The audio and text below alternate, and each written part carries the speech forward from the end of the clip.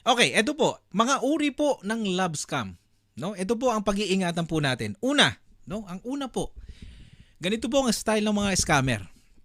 No, yung mga mahihilig sa mga ano diyan ha, ito po ay para sa mga mahihilig na makipagligawan sa online o mga dating apps. Hindi ko po naman nilalahat. May naniniwala po ako na may forever din diyan, no? At ako po ay natutuwa doon. Ito po, para po karamihan pa rin po kasi nabubudol at naloloko at naaawa po ako sa inyo, no? Ito yung una na uri ng mga magla-love scam. Ito po, red flag nyo na dapat to. Ito po si boy o si girl, pasad, no? Paawa effect. Ay, ako na naman yung malungkot na ano? Siyempre, kayong mga maaawain na medyo malalambot ang puso, no? Kayo naman, tapos makikita nyo medyo may itsura. Kayo naman, lalapit agad. Tapos pag nilapitan na kayo, doon na eksena, no? Doon na kayo tatanungin nung mga ano kasi parang feeling mo nag-o-open na siya kasi malungkot siya. Feeling mo naman ikaw si white and shining armor kung lalaki ka at ikaw naman kung babae ka, habang-haba ka sa buhok mo na sa'yo nag-o-open up, no? Hindi mo alam, inaano ka na, no? Kinukuha na yung mga impormasyon sa'yo. And one thing you know, no, ikaw nalaso na ng kanyang mga paawa effect, no? Napansin nyo ba yung mga aso, no? O yung mga pusa, pagka nagpaawa effect, di ba? Ang galing nila, no? Kaya kanilang i-manipulate sa mga paawa effect, no? Okay. Lippy, mega love and shout out. No, yan po ang number 1, kaya dapat red flag sa inyo yan, no? Titingnan nyo maigi, no? Okay lang pong maawa. Wag naman sobra-sobra. Pag-aaralan nyo rin, no? Okay. Ito po, yung pangalawa, seducer, no? Yan, yung mga seducer, yung mga pakilay-kilay na mga papungay-pungay mata, yung mga pa off the shoulder, no? No? Titingnan niyo muna baka baka filter. Hindi po lahat makinis, no? Minsan nagkakaalaman pag wala ng filter, no, mga abi. Kaya importante nagliligaw kayo sa personal, no? Kaya nga lagi kong sinasabi, no, lagi kayong titingnan sa personal, no?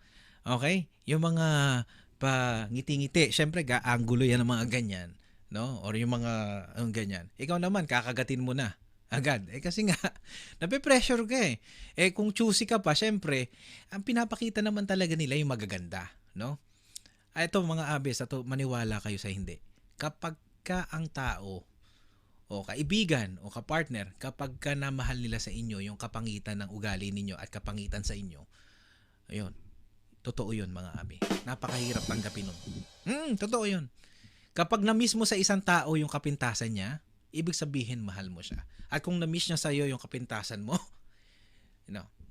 mahal kayo nun, mga abi. Totoo yun. Oo. Oo. Minsan, yung mga seducer, yung mga gagalingan kumanta. Di ba, Dadrick? Dadrick, yung mga gagakamanta, no? Nasample ko si Dadrick kasi si Dadrick yung ano. Okay. Hindi na si Dadrick, si Pope. No, halimbawa, gagaling ang kumanta ni Pope. Halimbawa, sino ba? Hindi ko sinasabing seducer sila sa babae, no? Halimbawa, sila Yo Kimi na nakilala ko na kumanta na babae. Halimbawa, sila It's Mimira. No, gagalingan nilang kumanta. No? Siyempre, parang feeling mo, sinisidus ka ngayon. Okay. So, may mga ganon. Hindi. Example lang po yun. May mga ganyan talaga sa mga dating app daw na isisidus ka. No? Siyempre, gagamit sila ng mga ibang litrato para akitin ka. And after nun, pag naakit ka na, wala ka na magagawa. No? Ibibigay mo na ang lahat. No? Ibibigay mo na ang lahat. No? Kaya yun po, red flag sa inyo yun pagka medyo pasidus. No? Okay? Beautiful teen, mega love and shoutout. Eto, the escort.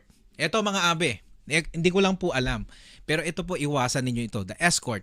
Ito yung mga tipong magaganda ang katawan, lalaki o babae, na magbibigay sa inyo ng mga hubad na larawan. No? Hubad na larawan. And pagka sinabi nyo, if you want to see you, kung gusto mo ako makita sa personal, bayad ka muna. No? Bayad ka muna. Okay, red flag yun mga abe. Or kung hindi, kung vice versa, kayo hiningan, no? Ng mga larawang hindi ka aya-aya, pasintabi po sa mga batang nanonood, no? Huwag nyo pong tutularan yan. Pwede po kayong i-blackmail. Kaya hangga't maaari, mga abe, iwasan niyo po magpadala ng mga larawan. No, alam ko nabihag na kayo, wag po mga abe, wag po, para po sa kaligtasan po ninyo at sa future po ninyo at sa mga future po na magiging anak niyo pa. No, kasi mahirap na po 'yan. Mahirap po 'yan. Protektahan po ninyo yung sarili ninyo. No. Ganun talaga, no? May mga tao po talagang gumagamit ng ganyan. Kaya huwag kayong padadala sa mga sexy agad o mga macho agad. Hindi lahat ng pogi may abs. Okay? Alright, the serviceman. Ito po, yung mga gumagamit po ng mga larawan na mga, limbawa, mga matitipuno, mga pulis, sundalo. Karamihan po ito, mga sabihin ko na, excuse me po, mga AFAM. No? Pero ang number one po nila, sasabihin nila, I'm a soldier from this country, no? And I'm looking for long-time partner, no?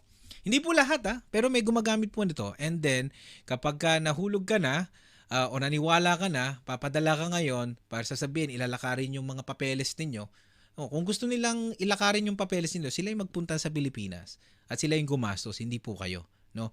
Kasi po karamihan naman gusto yung mabilisan. No? Huwag nyo pong minabadali ang proseso. No? Napakasarap po na ang proseso na ginawa nyo, ipinaghirapan po ninyo na hindi po kayo umasa sa ibang tao. Alright?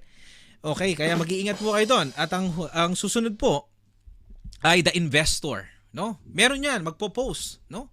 Magpo-post ng mga kung ano-ano sa profile nila na may negosyo akong ganito, meron akong 5 kotse, ganyan. No? Kayo naman, maaakit na agad kayo. And then, bigla kayong liligawan lang pala kayo para gawin kayong kliyente. O bumili kayo o mag-invest kayo sa kanilang tinatawag na crypto investment, and then kayo naman si tanga maniniwala kayo, no? At kayo po ay magbibigay for investment ng pera hanggang hindi nyo matatanto marami na pala kayong naibigay at bigla na lang silang mawawala, no? Yan po yung tinatawag na panlima. Pero mga abe, panglima, etong pang-ani mga abe, no? Eto po mga abe sana po maging aral po sa atin lahat, no? Ito po ang delikado sa lahat, yung pang-anim. Dahil po ang inyong ang mukha ng tao lumilipas, no? Ang pera po ay kinikita. Pero mag-iingat po kayo. Meron po nito, yung magnanakaw ng puso. Yung papaibigin kayo, tapos sa huli, paiiyakin na rin pala kayo. Kaya pa, mag-iingat kayo. Yung po yung delikado, Mas delikado po yung pang-anim, yung magnanakaw ng puso. Kasi yung puso po, pag nasaktan kayo, baka hindi na kayo makarecover. Okay? Kaya po kayo, mag-iingat po kayo mga abe. Lahat po ng mga nasa dating app, yung lahat po na nagpapaligaw sa online, eto naman po, okay lang kahit di na kayo umabot sa Valentine's Day. No? Hindi po minamadali yan. Basta importante, ligtas po kayo. At kung kayo po ay masaya na nag-iisa muna, okay lang yan. No? Yan po ay hindi hinahanap. Kusa po yung dumarating. To give love is to love yourself. At kayo naman po, no? Sa mga meron na, tumigil na po kayo. Wag na po kayo maghanap. Makontento po kayo. Dahil mararanasan nyo lamang po ang kahalagahan ng inyong mahal kapag nawala na po sila sa inyo. No? At hindi na po sila mapapalitan na kahit na sino. Okay? May darating, may aalis, pero yung nagmahal sa inyo at minahal nyo, pag nawala, hindi na siya mapapalitan. No? Kaya wala po talagang forever kasi kailangan po natin na mahalin ang ating mga nagmamahal sa atin habang kasama pa natin sila dahil darating po ang panahon, no? Dala ng katandaan at ng ating tadhana, maaari po silang kunin sa atin. Yun lamang po mga abe, para po sa mga naghihintay ng mga Mr. Right at Miss Right. Ito po ang awitin ni Cesar Montano at sana po ay may natutunan kayo ngayon. Best regards, Kuya JDL.